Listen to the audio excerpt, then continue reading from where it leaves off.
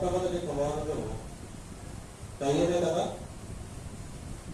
కయీను, హేబెలు, వీళ్ళిద్దరూ అన్నదమ్ములు. ఆవిడ ఏమంటుంది? యెహోవా దయ వలన నేను ఒక మనుషుని సంపాదించుకున్నానని.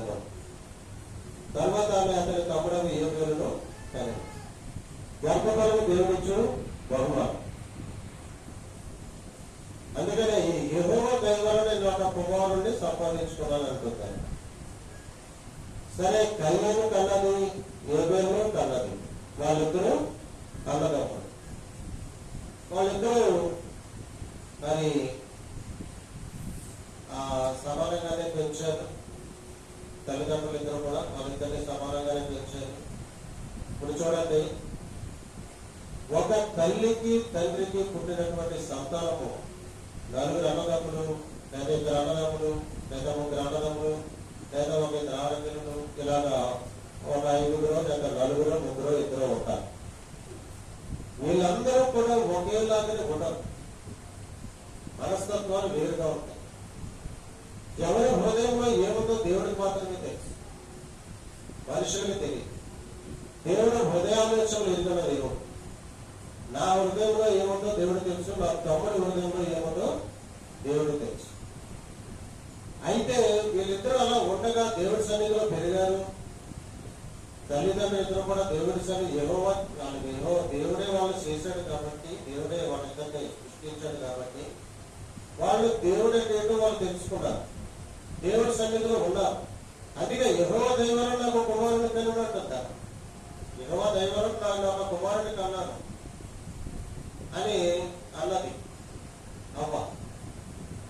అంటే దేవుడి యొక్క భయభక్తులు కలిగి ఉన్నారు, దేవుడి సన్నిధిలో ఉన్నారు, దేవుడితో ఉన్నారు. పిల్లలిద్దరు కూడా దేవుడి సన్నిధిలో పెంచారు. వాళ్ళిద్దరిని దేవుడి సన్నిధిలో పెంచినప్పటికీ కూడా వాళ్ళిద్దరు మనస్తత్వాలు ఒకలాగా లేవు. ఇక్కడ కయీను పెద్ద కుమారుడు, హేబెలు చిన్న కుమారుడు.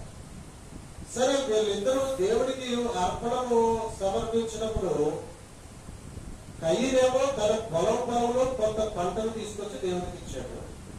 హేబెలేమో తన గొర్రెల మందలో శ్రేష్టమైన దానిని వెతికి దేవుడికి ఇవ్వాలి, శ్రేష్టమైన ఇవ్వాలి అని శ్రేష్టమైన గొర్రె పిల్లలు తెచ్చి దేవుడికి భయభక్తులతో దేవుడికి ఇచ్చాడు. అప్పుడు దేవుడు హేబెలు అర్పణను స్వీకరించాడు, కయీను అర్పణను తిరస్కరించాడు. కారణం ఏంటి? హేబెలు అర్పణ ఎందుకు సహకరించాడు, కయీను అర్పణ ఎందుకు తిరస్కరించాడు దేవుడు? ఇక్కడ మనం ఆలోచన చేయాలి. ఇక్కడ మనం ఆలోచించాలి. మనం ఆలోచన చేసినప్పుడు మరి కొన్ని విషయాలు బయలుపడతాయి. కయీను అర్పణ ఎందుకు స్వీకరించలేదు అంటే అక్కడ కయీను హృదయం దేవుడి పట్ల సరిగ్గా లేదు, దేవుడి యొక్క భయభక్తులు లేవు. అతనిలో నిర్లక్ష్యం ఉంది. అతను ఏమనుకుని ఇచ్చాడు? పొరపాట్లో దేవుడికే కదా అని చెప్పేసి ఏదో ఒక చిన్న పని తీసుకొచ్చి, అంటే అతని హృదయంలో దేవుడు అంటే చిన్న చూపు ఉంది, నిర్లక్ష్యం ఉంది అనేది దేవుడికి తెలిసిపోయింది. ప్రియమైన దేవుడి బిడ్డలారా, మన హృదయం ఏంటో దేవుడికి తెలిసిపోతాయి, మన హృదయాలోచనలు ఏంటో దేవుడికి తెలిసిపోతాయి. నువ్వు దేవుడికి ఇచ్చే అర్పణను శ్రేష్టముగా నువ్వు దేవుడి యొక్క భయభక్తులు కలిగి ఇది దేవుడికి ఇవ్వాలి, శ్రేష్టమైనది ఇవ్వాలి అని అనుకుంటున్నావా, లేక దేవుడికి ఇచ్చే కదా నువ్వు చిన్న చూపు చూస్తున్నావా? దేవుడికి ఇవ్వడానికి ఎప్పుడు కూడా మనం శ్రేష్టమైనదే ఇవ్వాలి, పెద్ద చూపు చూడాలి దేవుడు. ఎందుకంటే ఈ భూలోకంలో నిన్ను నన్ను పుట్టించింది దేవుడు, ఈ ప్రాణం పెట్టింది దేవుడు, ఈ శరీరాన్ని ఇచ్చింది దేవుడు, ఒక ఆత్మనిచ్చే ఆత్మను హృదయంలో పెట్టింది దేవుడు, ఆ ఆత్మను భద్రపరచుకోమని కూడా దేవుడే. మొట్టమొదటి ఏం చేశాడు? మనకు ఒక శరీరాన్ని ఇచ్చాడు. అందుకే అంటాడు యోగ గ్రంథం 15-11 ఏమంటాడంటే, చర్మంతో మాంసంతో నువ్వు నన్ను కప్పితివి, ఎముకలతో నరములతో సంధించితివి, జీవనం నిగ్రహించిన ఎడల కృప చూపించితివి, నీ సంరక్షణ చేత నా ఆత్మను కాపాడుతుంటుంది అంటాడు యోగ. మనకు ఒక శరీరాన్ని ఇచ్చి రక్త మాంసాలు ఇచ్చి నరాలు, కండరాలు, ఎముకలుతో మన శరీరాన్ని నిర్మించి ఇందులో మళ్ళీ లోపల మెదడు, తలభాగంలో మెదడు, ఈ కళ్ళు, ఈ చెవులు, ఈ ముక్కు, ఈ నోరు, లోపల ఉన్నటువంటి గుండె, కిడ్నీలు, లివరు, జీర్ణాశయం, గ్రంథులు, మరి ఈ చేతులలో ముడుచుకునే ఇది ముడుచుకోవడానికి ఇలా చేతులలో ముడుచుకోవడం ఏంటి పరిస్థితి? మోకాళ్ళు ఇలా వంగకపోతే ఏంటి పరిస్థితి? ఆలోచించండి. ఒక అద్భుతమైనటువంటి నిర్మాణం, నాలో ఉండే నిర్మాణం ఒక అద్భుతమైనటువంటి నిర్మాణం. ఆ నిర్మించిన దేవుడు ఏమంటాడు? చూడు, నా అరచేతులు నేను చెప్పి ఇవ్వమన్నట్టు దేవుడు. ఆయన అరచేతులు పెట్టి చెప్పుకున్నాడు. మనకొక రూపాన్ని ఇచ్చాడు, మనకొక శరీరాన్ని ఇచ్చాడు, మనకొక దేహాన్ని ఇచ్చాడు, దానికి ఒక ప్రాణాన్ని ఇచ్చాడు, దానికి ఆత్మనిచ్చాడు. చూడండి, మనుషులకి జంతువులకి డిఫరెంట్ ఏంటి? మనుషులకి ప్రాణము, ఆత్మ, దేహము మూడు ఉంటాయి. శరీరము, ప్రాణము, ఆత్మ మూడు ఉంటాయి. జంతువులకి ప్రాణము, శరీరం మాత్రమే ఉంటాయి, ఆత్మ ఉండదు జంతువులకి. తెలుసా మీకు? జంతువులకు ఆత్మ ఉండదు, చనిపోయిన తర్వాత అక్కడితో క్లోజ్.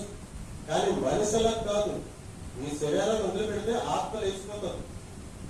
ఆత్మ లేచిపోయి ఆత్మ దేవుడి సన్నిధికి చేరుకుంటుంది. లేదా దేవుడు ప్రభుత్వం రక్షించుకుంటారు, దేవుడి సన్నిధి చేరుకుంటారు. రక్షణ లేని వాళ్ళు వాళ్ళ ఇష్టంగా దేవుడు ఎక్కడ తీసుకెళ్తారని చెప్తారు. అట్లాగా అందుకనే దేవుడికి మనకి తేడా ఏంటి? ఇది కూడా మనం గమనించాలి. మొట్టమొదటి ఏం చేయాలి? దేవుడికి మనకి తేడా ఏంటి? దేవుడు మూడు వ్యక్తిత్వాలు కలిగి ఉంటాడు. దేవుడు మూడు వ్యక్తిత్వాలు కలిగి ఉంటాడు. తండ్రి, కుమార, పరిశుద్ధాత్మ మూడు వ్యక్తిత్వాలు కలిగి ఉంటాడు. ముగ్గురు మూడు పనులు చేస్తారు. ముగ్గురు ఏకమై ఉంటారు. అది ఎల్లప్పుడూ ముగ్గురుగా ఉండి మూడు రకాలుగా పని చేస్తూ మళ్ళీ ఒకటైపోతారు. తండ్రి, కుమారుడు, పరిశుద్ధాత్మ ముగ్గురు ఒకటే. అది దేవుడు. అందుకని ఆయన దేవుడు అన్నారు. ఆయన ఏడాత్మలు కలిగిన వాడు. ఆయన ఏడాత్మలు కలిగిన వాడు. ఏడంతల ఆత్మ అధ్యాపకుడు ఏడంతల ఆత్మకు అభిషేకించడం ప్రార్థన చేస్తారు. మీకు ఆయన ఏడాత్మలు మళ్ళీ ఆయన కుడి చేతిలో నక్షత్రాలు ధరించిన వాడు. ఆయన ఏడాత్మలు కలిగిన వాడు. అగ్ని జ్వాల నుండి కన్నులు గలవాడు. కుడి చేత 7 నక్షత్రాలు ధరించిన వాడు. 7 దీపస్తంభంలో సంచారం చేస్తున్నవాడు.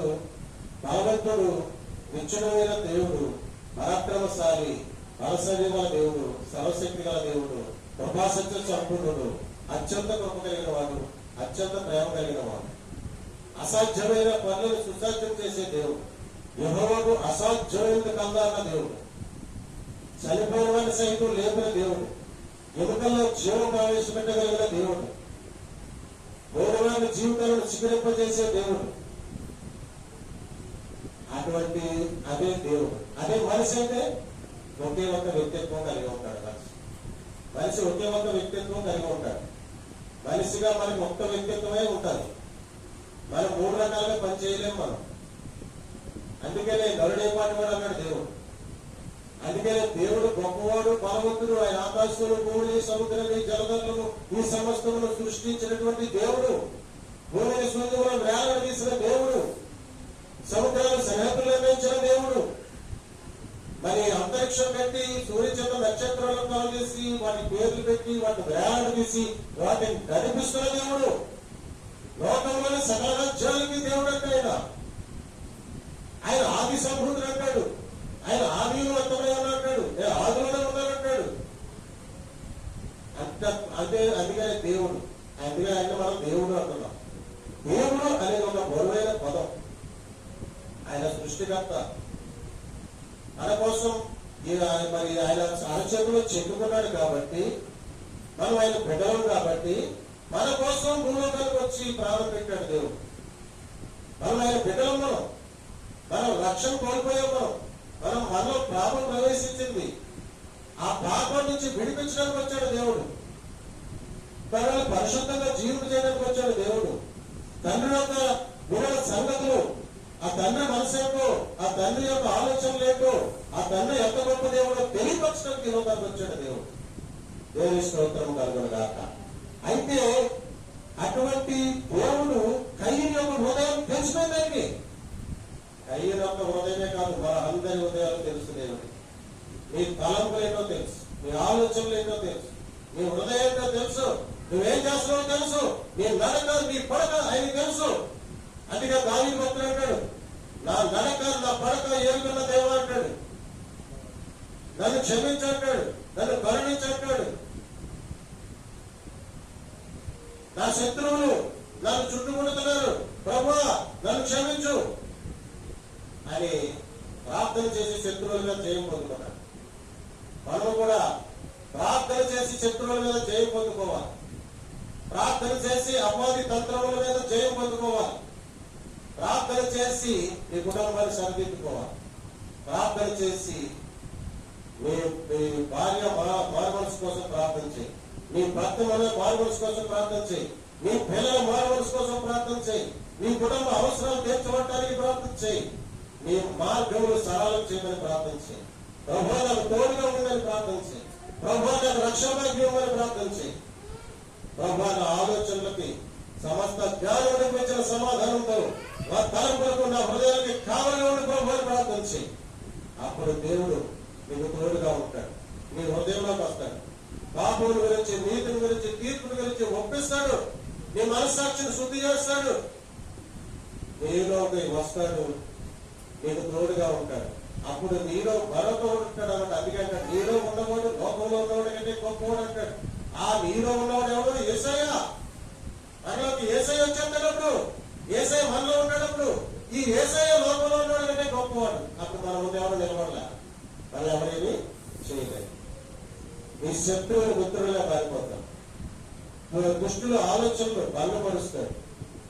ఎవరైనా మనం ఏదైనా చేయాలని కుటుంబంలో పడతారు, ఈర్ష్యతో అసూయతో ఉన్నవాళ్ళు. ఆ ఆలోచనలు దేవుడు బలపరుస్తాడు. వాళ్ళు వాళ్ళకే తిరిగి వచ్చినట్టు చేస్తారు. శత్రువులను మిత్రులుగా మార్చేస్తాడు. శత్రువు అనేవాళ్ళు లేకుండా చేస్తాడు. నీ దుఃఖ దినాలు సమర్పణ చేస్తాడు, అంతరాత్మ రాజ్యంగా మారుస్తాడు. అందుకనే దేవుడు అంటే ఏంటో తెలుసుకుని, దేవుడు గొప్పతనం అంటే ఏంటో తెలుసుకుని, ఆయన హృదయాలోచనలు ఎదుర్కొన్నవాడని తెలుసుకుని, ఆయన మనకు ఈ మాటలు దేవుడు వింటాడు. అమ్మో ఈ ఆలోచన దేవుడు తెలుసుకుంటుంది. అమ్మో ఆయన కనుదృష్టి, ఆయన చూచుతున్న దేవుడు, కనుష్టితో లోక సంచారం చేస్తున్న దేవుడు, ఆయన కంటి కనబడే సృష్టి ఏది లేదు అని మనం ఎంతో జాగ్రత్తగా ఉండాలి. ప్రియులారా, దేవుడి బిడ్డలారా, మనం ఎంతో జాగ్రత్తగా ఉండాలి. కయ్యల వల్లే నిర్లక్ష్యం ఉండకూడదు. కయ్యల వల్లే దేవుడికి ఇచ్చేదానిలో ఇచ్చేటప్పుడు నిర్లక్ష్యంగా ఇవ్వకూడదు. శ్రేష్టమైనది తెచ్చి ఇవ్వాలి. కయ్యని దేవుడికి ఇవ్వాలంటే నీలోకి ఎలా ఉండాలంటే దేవుడిగా అమ్మో దేవుడికి ఇవ్వడం అనేటప్పటికి ఎలా ఉండాలంటే నీలో భయం వచ్చేయాలి. నీలో భయం వచ్చేయాలి. దేవుడు ఏమిటా దేవుడికి ఇవ్వాలనే సమస్య వచ్చినప్పుడు నీలో భయం వచ్చేయాలి. అమ్మో దేవుడు చూస్తాడు, దేవుడు అన్ని చూస్తూ ఉంటాడు. అందుకే అన్నాడు కదా, దేవుడు బాడుగులు పెట్టినట్టు దేవుడు కూర్చుంటే కదా, ఒక విధవరాలు తన మంగళసూత్రాన్ని తీసుకొచ్చి అందరూ వేస్తే దేవుడు చూశాడంట. దేవుడు అప్పుడు సాక్ష్యం చెప్పాడు ఆవిడ గురించి. ఈమె తన ఉన్నదంతా వేసేసింది, మీరు ఉన్నదాన్ని వేస్తున్నారు కానీ ఈవిడ తన ఉన్నదంతా వేసేసింది అని సాక్ష్యం చెప్పాడంట. అంటే దేవుడు చూశాడు కాబట్టే కదా చెప్పుకోగలిగాడు. ఇవన్నీ కూడా మనం అర్థం చేసుకోవాలి. ఇక్కడ కయ్యను అర్పణ దేవుడు స్వీకరించలేదు, తీసుకోలేదు. దేవుడికి అలా కయ్యనిస్తేనే బతుకుతాడా దేవుడు? ఆకాశం అయింది, భూమి అయింది. ఆయన శ్రీమంతుడైన, మహదైశ్వర్యం కలిగిన దేవుడైనా, తరగని ఆస్తి కలిగిన దేవుడైనా, తరగని సంవత్సరాలు కలిగిన దేవుడైనా, ఆయనకి కయ్యనిస్తేనే ఆయన పోషించబడతాడా? మనం దేవుడికి మనం ఇస్తేనే పోషించబడతాడా దేవుడు? ఇక్కడ ఎవరి కోసం ఇవ్వాలంటే మన కోసమే ఇవ్వాలి, మన ఆశీర్వాదం కోసం ఇవ్వాలి. నువ్వు ఇవ్వడం ద్వారా నువ్వు దీవించబడతావు. దేవుడికి శ్రేష్టమైనది ఇవ్వడం ద్వారా నువ్వు దీవించబడతావు. ఇవ్వండి ఇవ్వబడదు అంటాడు దేవుడు. ఇవ్వండి నీకు ఇవ్వబడదు. అందుకనే దేవుడికి ఇచ్చేటప్పుడు శ్రేష్టమైన కానుక దేవుడికి. అయితే దేవుడు కయ్యను చెడ్డ ఆలోచనలు కలిగిన వాడు, నిర్లక్ష్యం కలిగిన వాడు, దేవుడి పట్ల గౌరవం లేనివాడు, భయభక్తి లేనివాడు కయ్యను అర్పణ స్వీకరించలేదు. ఏబేలు అర్పణ స్వీకరించాడు. ఏబేలు తన మందలో శ్రేష్టమైన దాన్ని మచ్చ కాదు కొడ లేని దాన్ని ఆ మందలో ఒక గొర్రెని చూశాడు. ఇందులో శ్రేష్టమైనది ఏదో చూశాడు. దానికి మచ్చ కూడా బాగుందా అని చూశాడు. ఇది బాగుంది, దీనికి మచ్చగానే డాక్టర్ కొడగా ఏం లేదు, ఇది దేవుడికి ఇద్దామని ఎంతో భయభక్తులతో వినయభక్తులతో దేవుడికి తీసుకొచ్చి ఇచ్చాడు. ఆ అర్పణ దేవుడు స్వీకరించాడు. ఏబేలు అంటే దేవుడు ఇష్టపడ్డాడు. అది అందుకనే దేవుడికి ఇచ్చేది శ్రేష్టమైనది ఇవ్వాలి. అయితే కయీను అర్పణ దేవుడు స్వీకరించలేదని ఏబేలు మీద కోపం వచ్చేసింది. కయీనుకి ఏబేలు మీద కోపం వచ్చేసి తన ముఖం చిన్నపుచ్చుకనగా యెహోవా కయీనుతో నీకు కోపమేలా, ముఖం చిన్నపుచ్చుకున్నావేంటి? నువ్వు సత్క్రియ చేసిన ఏడల తలెత్తుకున్నావా? సత్క్రియ చేయని ఏడల వాకిట పాపం పొందేడుగా అంటాడు. సత్క్రియ ఏమంటాడు? కయ్యను నీ కోపం ఎందుకు వచ్చింది? ఏబేలు మీద నీ కోపం ఎందుకు వచ్చింది? నువ్వు సత్క్రియ చేసిన ఏడల తలెత్తుకోవా? సత్క్రియ చేస్తే నువ్వు తలెత్తుకుంటావు, సత్క్రియ చేయకపోతే పాపము నీ వాకిట పొంచి ఉంటది. ఆ పాపము నిన్ను ఏలుతుంది. నువ్వు ఆ పాపము నిన్ను నాశనానికి తీసుకుంటావు. అదే సత్క్రియ చేశాడు అనుకోండి. ఆ సత్క్రియ అంటే ఏంటి? దేవుడికి శ్రేష్టమైనది ఇవ్వడము, లేదా దాన ధర్మాలు చేయటము. ఇప్పుడు దేవుడికి ఇవ్వడానికే మనసు రాలేదు అతనికి, దాన ధర్మాలు ఏం చేస్తాడు? అందుకనే దేవుడికి కోపం వచ్చేసింది కయ్య మీద. అదే దేవుడికి ఇవ్వడానికే మనసు లేకపోతే ఇంకా దాన ధర్మాలు చేస్తామా? దేవుడికి ఇవ్వడానికే మనసు లేకపోతే బట్టలు లేనివాడు బట్టలు ఇస్తామా? దేవుడికి ఇవ్వడానికే మనసు లేకపోతే భోజనం లేనివాడు భోజనం పెడతామా? అందుకనే మొట్టమొదట దేవుడికి, అందుకనే అంటున్నాడు సత్క్రియ చేయని ఎడల వాకిట పాపం వచ్చి ఉంటది. అది నిన్ను ఏలుతుంది, నిన్ను నాశనం చేస్తుంది, నీ జీవితాన్ని సర్వనాశనం చేస్తుంది. జాగ్రత్త కయ్యను అంటున్నాడు దేవుడు. అందుకనే సత్క్రియ చేయాలి. అందుకనే దేవుడి యొక్క భయభక్తులు కలిగి ఉంటారు. అందుకనే దేవుడి పట్ల నిర్లక్ష్యం ఉండకూడదు. నువ్వు మందిరానికి వచ్చినప్పుడు కానీ, నువ్వు ప్రార్థన చేయడానికి కానీ, నువ్వు దేవుడి బైబిల్ గ్రంథం చదవటానికి కానీ నీకు నిర్లక్ష్యం ఉండద్దు. బైబిల్ చదవాలంటే గమ్ముకలేసి బైబిల్ తీసేయి. ప్రార్థన చేయాలంటే గమ్ముకలేసి ప్రార్థన చేయి. దేవుడి మందిరంలో కరుణ పరిగెత్తుకుని పాటలు పాడుకుంటూ ఉత్సాహంలో రా. అప్పుడు దేవుడు చూసి నా బిడ్డ నా పట్ల ఎంత భయభక్తులు కలిగి ఉన్నాడు, నా బిడ్డకి నేనంటే ఎంత ప్రేమ, నేను రాజించి పెట్టినటువంటి పరిశుద్ధ గ్రంథం అంటే ఎంత ప్రేమ, ప్రార్థన అంటే ఎంత ఆసక్తి.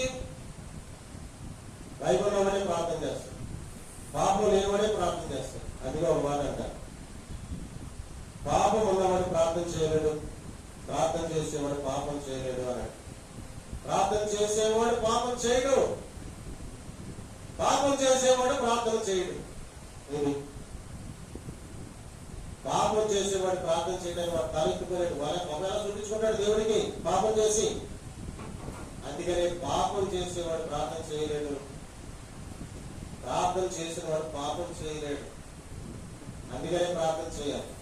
ఎప్పుడైతే నువ్వు ప్రార్థన చేయవో పాపం నీ వాకిట్కి వచ్చేస్తుంది. అది నీ వాకిట్లోనే ఉంటుంది. అది నిన్ను ఏలుతుంది, అది నిన్ను పాడు చేస్తుంది, అది నిన్ను నరకం పాలు చేస్తుంది, నేను జైలు పాలు చేస్తుంది, నేను ఆత్మహత్య చేసుకునేటట్టు చేస్తుంది, నీ జీవితాన్ని సర్వనాశనం చేస్తుంది. పాపం భయంకరమైనది. ఒకసారి పాపం చేస్తే అది పాములాగా వెంటాడుతూ ఉంటుంది, ఏదో ఒక రోజు పాటేస్తుంది. శిక్షకు మనుషులకు గురి కావచ్చు. అందుకనే నువ్వు సత్క్రియ చేయని ఎడల నీ వాకిట పాపం వచ్చి ఉంటుంది అక్కడ దేవుడు. కాబట్టి సత్క్రియ అంటే మనం తెలుసుకోవాలి. సత్క్రియలు అంటే తెలుసుకోవాలి. ఏంటి సత్క్రియ? మొట్టమొదటి దేవుడు గమనించడమే సత్క్రియ. మొట్టమొదటి నువ్వు శ్రేష్టమైన దేవుడికి ఇవ్వడమే సత్క్రియ. మొట్టమొదటి దేవుని బైబిల్ కలిగి ఉండటమే సత్క్రియ. మొట్టమొదట దేవుని పట్ల, దేవునికి విషయంలో నువ్వు హృదయాన్ని చాలా జాగ్రత్తగా పెట్టుకోవడమే చేసే సత్క్రియ. ఆ తర్వాత ఆయన ఏమంటాడు, వస్త్రం లేనివాడికి వస్త్రమే, ఆహారం లేనివాడికి ఆహారం పెట్టు అంటాడు. ఆ వస్త్రం లేనివాడికి వస్త్రం ఇవ్వటము, ఆహారం లేనివాడికి ఆహారం పెట్టడం నాకు నిజమైన ఉపవాసం అంటాడు యేషయా గ్రంథం. నిజమైన ఉపవాసం అంటాడు యేషయా గ్రంథంలో. ఆయన ఏమంటాడు, అప్పించువాడు, పేదలకు అప్పించువాడు యెహోవాకు, పేదలను కనికరించేవాడు యెహోవాకు అప్పించేవాడు అంటాడు దేవుడు.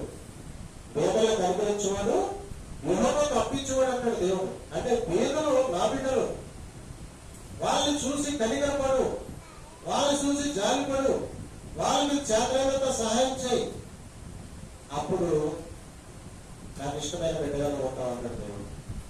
అందుకనే యేషయా గ్రంథంలో రాయబడి ఉంటుంది, నిజమైన ఉపవాసం ఏంటంటే పేదలను కనికరించుకోవాలి. అది నాకు ఉపవాసం, నాకు నిజమైన ఉపవాసం కాదా అంటాడు దేవుడు. ఇక్కడ ఉపవాసం ఉంటుంది, ఇక్కడ ప్రార్థన చేస్తుంది, మందిరంలో అన్ని పనులు చేస్తుంది, బయటికి వెళ్తే మళ్ళీ మామూలుగా ఉంటారు. అయితే కొన్ని పాటించవలసిన అవసరం కూడా ఉంది మనకి. ఎందుకంటే దేవుడితో కలిగి ఉన్నప్పుడు దేవుడు మనకి ఇస్తాడు, మనం అవుతాడు, మనం ఇచ్చేదాన్ని దేవుడు మనకి ఇస్తానే ఉంటాడు. ఏమంటాడు, పేదలు కనికరించేవాడు ఎవరో తప్పించేవాడు అంటాడు. అంటే పేదలకు సాయం చేస్తే దేవుడికి ఇచ్చినట్టే లెక్క, పేదలకు భోజనం పెడితే దేవుడికి ఇచ్చినట్టే లెక్క, పేదలకు వస్త్రాలు ఇస్తే దేవుడికి ఇచ్చినట్టే లెక్క అంటాడు దేవుడు. దాని పెద్ద పనులు దేవుడు కళ చేస్తాడు. అందుకనే ఇలాంటివన్నీ కూడా చేస్తూ మనం సక్రియ చేయాలి.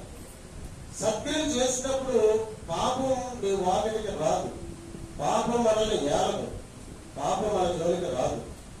అప్పుడు మనం ఏ పేరు వల్లే దేవుడికి ఇష్టమైన విధంగా ఉంటాం. అయితే పాపం వచ్చింది, ఆ పొలంలోకి వెళ్ళాడు, మాట్లాడాడు, ఏ పేరు పట్టుకుని చంపేశాడు కయ్యం.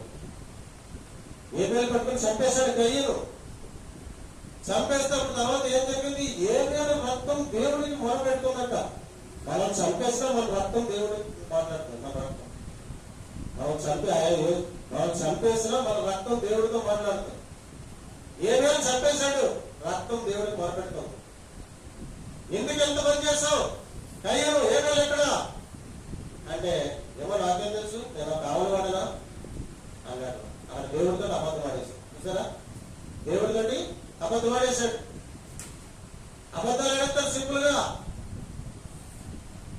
గా అబద్ధం ఆడేస్తారు. ఆయన ఏం కాదు అనుకుంటారు. దొరకదు మనకి, దేవుడు ఆశీర్వాదం దొరకదు మనకి పాపం చేస్తే. అందుకనే పాపానికి దూరంగా ఉండాలి, ఏ పేరులోనే ఉండాలి. ఏమేమి చచ్చిపోయినా పరలోకం వెళ్ళాడు, కయ్యేను దేశ దిమ్మరైపోయాడు.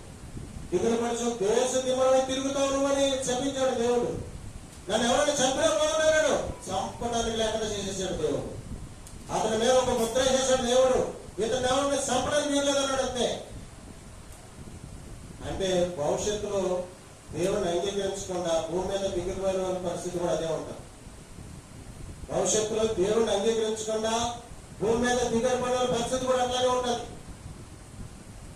వాళ్ళు చచ్చిపోదామంటే సావురాదు, బతుకుతామంటే బతుకుండదు, శ్రమలు, బాధలు, పరుగులు, తింటుండదు. అప్పుడు ఏమనుకుంటారంటే వాళ్ళు చచ్చిపోయినా బాగుండేది, చచ్చిపోతే బాగుండేది. ఈ ఆకలి జీవితం ఏంటి, ఈ అనారోగ్య జీవితం ఏంటి? ఆకలి వేస్తే ఎంత బాధ, స్త్రీల పిల్లలకు ఒకసారి చెప్పండి. ఆకలి వేస్తే వాక్యం మనం ఏం చేస్తున్నాము? ఆకలి వేస్తే ఎంత బాధ, నీకు ఒక అనారోగ్యం వస్తే ఎంత బాధ, ఒక కాలం చేయలేకపోతే ఎంత బాధ, ఒకసారి ఆలోచించుకోవాలి. ఒక సినిమా యాక్టర్ ఉన్నాడు, కన్నడ ప్రభాకర్, గొప్ప బలవంతుడు, చాలా సినిమాలు యాక్ట్ చేశాడు, మంచి విలన్. అటువంటి ఆయన పాపం ఏమైందో, 2 కాళ్ళు తీసేయాలన్నారు. కాళ్ళు లేని జీవితం నాకు వద్దన్నాడు. కాళ్ళు లేని జీవితం నాకు వద్దు, తీయడానికి ఏం లేదు అన్నాడు. డాక్టర్లు ఏమన్నారు, కాళ్ళు తీస్తే నువ్వు బతుకుతావు, నువ్వు బతకాలంటే కాళ్ళు తీసేయాలి. కాళ్ళు లేని జీవితం నాకు వద్దన్నాడు. ఉంచేశాడు, చనిపోయాడు. అప్పుడు మనిషి ఎంత బాధపడుతుందో ఒకసారి ఆలోచించాలి. ఆలోచించుకోవాలి. కాళ్ళు పోతే ఎంత బాధ, చేతులు పోతే ఎంత బాధ, ఒక అవయవం పోతే ఎంత బాధ. ఈ అవయవాలు ఇచ్చింది, శరీరాన్ని ఇచ్చింది దేవుడు అన్న సంగతి గుర్తు పెట్టుకుని దేవుని యొక్క భయభక్తులు కలిగి ఒక ఏ వేలు వల్లే మరి దేవుడి పట్ల భయభక్తులు కలిగి నిర్లక్ష్యం లేకుండా సత్క్రియలు చేస్తూ దేవుడిని సంతోషపెడుతూ, మనుషులను సంతోషపెడుతూ, తల్లిదండ్రులు సంతోషపెడుతూ, నీ స్నేహితులు సంతోషపెడుతూ, పేదలకు అప్పిస్తూ, పేదలకు కనికరిస్తూ జీవించాలి. అప్పుడు మనం సంతోషంగా ఉంటాం, అప్పుడు మనం సమాధానం కలిగి ఉంటాం, అప్పుడు మనకి ఇంట్లో నీకు ఏ లోటు ఉండదు, నీ భోజనానికి లోటు ఉండదు, నీ వస్త్రానికి లోటు ఉండదు, నీ ఆరోగ్యంగా ఉంటావు. ప్రమాదాల నుంచి దేవుడు తప్పిస్తాడు, నీకు ఆపద నుంచి దేవుడు తప్పిస్తాడు, అనారోగ్య బారి నుంచి తప్పిస్తాడు, అనారోగ్యం స్వస్థపరుస్తాడు దేవుడు. ఆయన రక్తం నీలో ప్రవహింపజేస్తాడు. అందుకని ఎంతో జాగ్రత్తగా ఉండాలి. అయిన పరిస్థితి ఏమైంది? దేశం తిమ్మరైపోయాడు, శపించబడ్డాడు.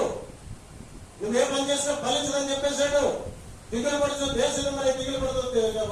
కుటుంబం లేక, భార్య లేక, పిల్లలు లేక దేశం తిమ్మరై తిరుగుతున్నాడు, దిగులు పడుతూ తిరుగుతున్నాడు. అలా చెప్పించేశాడు దేవుడు. చెప్పేస్తాడు, జాగ్రత్త. మీరు అనుకుంటారా దేవుడు మంచోడు, ప్రేమ కలిగిన దేవుడు, శపించాలనుకుంటారా? చెప్పేస్తాడు దేవుడు. ఎప్పుడు చెప్పిస్తాడు? ఆయన చూస్తాడు, చూస్తాడు, చూస్తాడు, చూస్తాడు, చూస్తాడు, దీర్ఘశాంత వహిస్తాడు. ఏదో ఒక రోజు చెప్పిస్తాడు. ఆయన ఉగ్రతకి గురైపోతాడు. సాతానికి అప్పచెప్పేస్తాడు. సాతాను ఆయన ఏం చేస్తాడో తెలుసా? ఆయన ఏమి చేయడు దేవుడు. దేవుడు ఏమి చేయడు, దేవుడు అపకారం చేయడు. సాతానికి అప్పచెప్తాడు, చూసుకుని పని అంటాడు. సాతాను పట్టుకుంటాడు, ఇంకా ఏడు చీట్స్ కొడతాడు, నేలేసి కొడతాడు. ఆ తర్వాత మనం ఎంత ప్రార్థన చేసినా ప్రయోజనం ఉండదు, ఎంత భక్తి చేసినా ప్రయోజనం ఉండదు. ఎందుకంటే అక్కడ ఆల్రెడీ ఒక డిసిషన్ అయిపోయింది, ఒక నిర్ణయం దేవుడికి చేసుకున్నాడు, సాతాను అప్పచెప్పేసాడు. ఇంకా ఆ తర్వాత నీకోసం ఎంతమంది ప్రార్థన చేసినా ప్రయోజనం ఉండదు, ఎంతమంది నీకోసం నువ్వెంత కనికర పెట్టుకున్నా, కన్నీరు పెట్టుకున్నా ప్రయోజనం ఉండదు. అందుకనే దీపం ఉండగానే ఇల్లు చక్క పెట్టుకోవాలి. దేవుణ్ణి ఎందుకు భయం, అందుకనే ముందుగానే చాలా జాగ్రత్తగా ఉండాలి. శపించబడక ముందే జాగ్రత్తగా ఉండాలి. దేవుడు శాపానికి గురైపోతారు. భయభక్తులు లేని జీవితము, పాపిష్టి జీవితము, పనికి వాళ్ళ జీవితము, భక్తిహీనమైన జీవితము దేవుడికి అసహ్యం. నువ్వు దేవుడికి ప్రీతికరంగా ఉండాలి. ఎందుకంటే ఆయన యజమానుడు. చచ్చిపోయిన తర్వాత ఆయన నీకు దిక్కు. ఈ భూమి మీద మనము ఈ భూమి మీద ఉన్నప్పుడు తల్లిదండ్రులు నీకు దిక్కుగా ఉంటారు. చనిపోయిన తర్వాత నీకు దిక్కేవారు తల్లిదండ్రులు కూడా వస్తారా? రారు. మీ అక్కచెల్లెల్ని కూడా వస్తారా? రారు. మీ అన్నదమ్ములు కూడా వస్తారా? రారు. ఎవరు రారు. ఒక వ్యక్తి చనిపోయాడు, మా ఫ్రెండ్. కలిగి ఉంటే, దేవుడి యొక్క భయభక్తులు కలిగి ఉంటే, దేవుడి మనలో ఉంటే, దేవుడి సన్నిధికి తోడుగా ఉంటే, దేవుడు నిన్ను నడిపిస్తూ ఉంటే, ఎవరో లేకుండా అందరూ ఉంటారు. ఏమీ లేకుండా అన్నీ ఉంటాయి. దేవుడు అలా సమకూరుస్తాడు. ఆ టైంకి వచ్చేస్తాయి. ఆ టైంకి అందరూ నీకు మిత్రులు, శత్రువులు మిత్రులు అయిపోతారు. నీ బంధువులు, నీ రక్త సంబంధులు అందరూ నీకు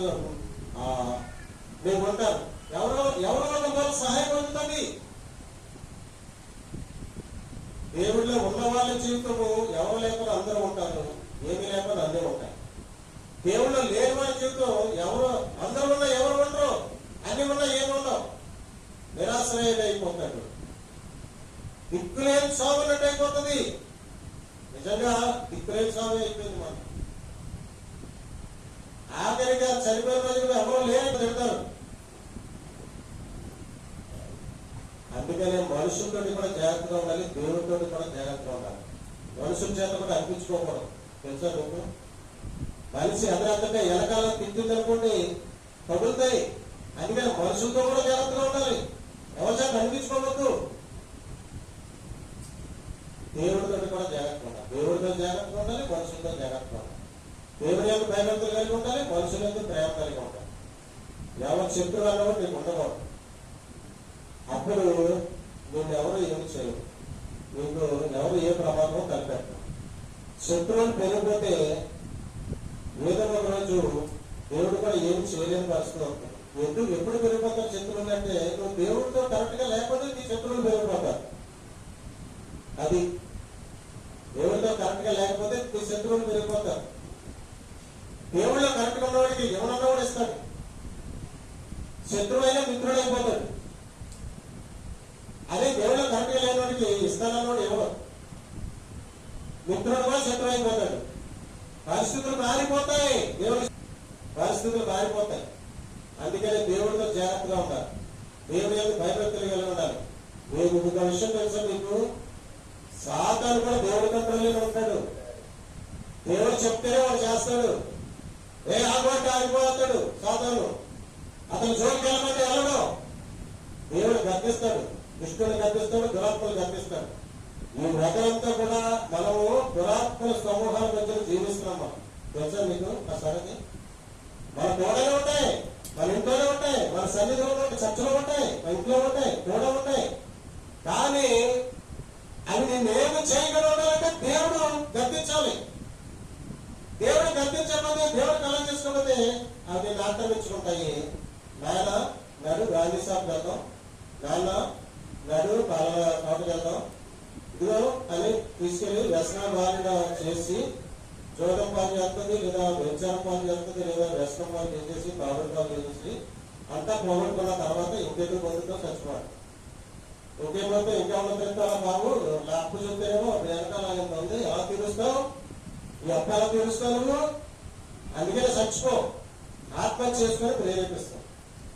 అప్పుడు ఒక దురాత్మ అయితే ఆత్మ మీరు ఇక్కడ అనుకుంటాడు. అవును, ఈ సమస్య నుంచి బయటపడటం ఎలాగా, ఈ అప్పుల బాధ నుండి బయటపడటం ఎలాగా, ఈ రోగం నుంచి బయటపడటం ఎలాగా, ఈ సమస్య నుంచి బయటపడి ఎలాగా, అయ్యో నా వల్ల కాదు, నాకు సోమే దిక్కు అంటాడు.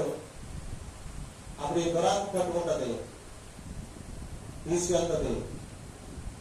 చెట్టుకు తెచ్చుకో, లేకపోతే ఏడు తాగు, లేకపోతే ఇలా చచ్చిపో, లేదా పాలు కింద పడు, లేదా లారీ కింద పడు అని ఏదో ఒక రూపం మాత్రం ప్రాణం తీసేస్తుంది, నరకానికి తీసుకుపో.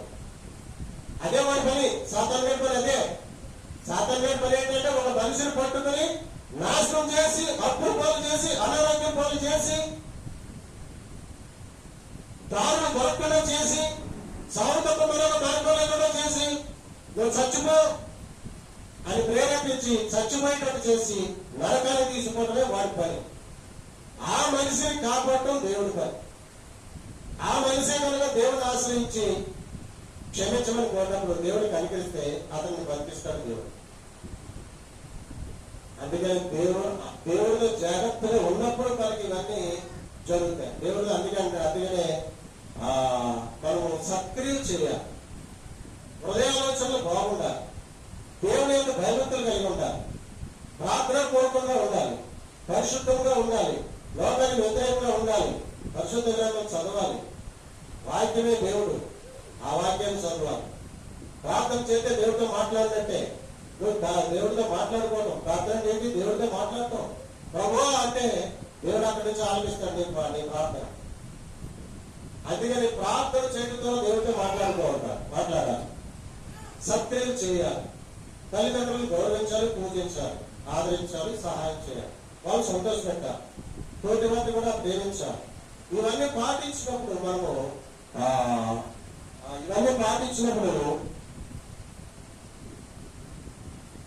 మన పరిస్థితులను కూడా చక్కగా